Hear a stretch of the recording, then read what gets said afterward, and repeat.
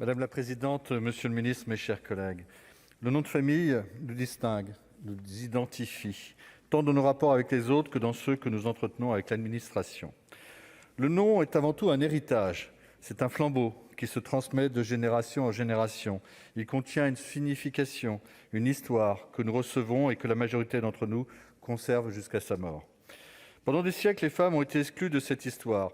Elles ne transmettaient pas leur nom de famille à leurs enfants. Pendant longtemps également, ce sont uniquement les femmes qui adoptaient le nom de famille de leur mari à titre d'usage. Le nom de jeune fille s'effaçait devant le nom de l'épouse.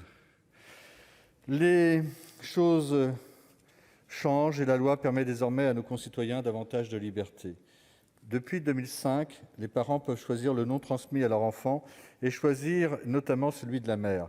Cette possibilité n'est pas majoritaire, plus de 80% des enfants nés en 2020 portent le nom de leur père. Mais cette attribution n'est désormais plus imposée, elle est laissée au libre choix des parents. Cette plus grande liberté n'a cependant pas permis de résoudre toutes les difficultés, car notre nom de famille est choisi pour nous, nous en héritons. L'héritage est parfois lourd à porter. Il est parfois bien difficile d'être le fils ou la fille de. Porter un nom qui prête à rire l'est parfois tout autant.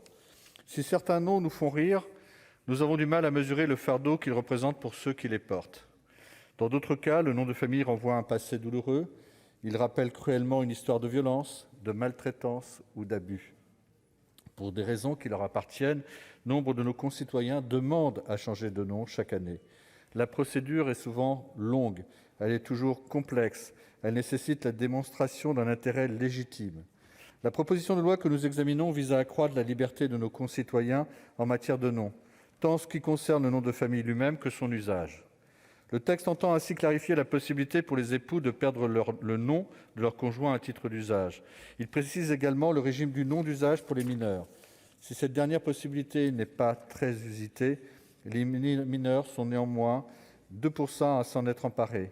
Il demeure important de clarifier les règles en la matière pour permettre à nos concitoyens de mieux s'en saisir.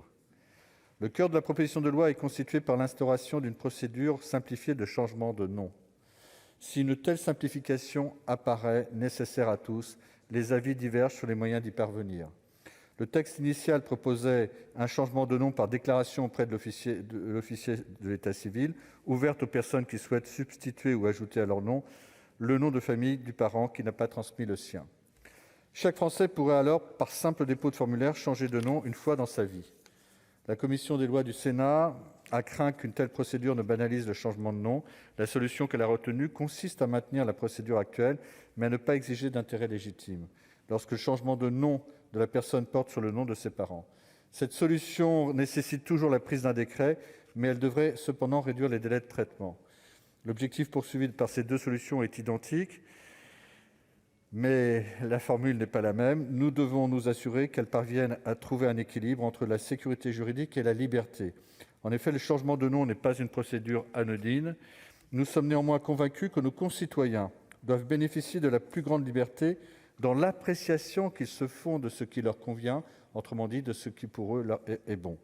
Le groupe Les Indépendants soutient l'objectif porté par ce texte et votera donc en faveur de cette proposition. Merci, cher collègue. La parole est à Madame Catherine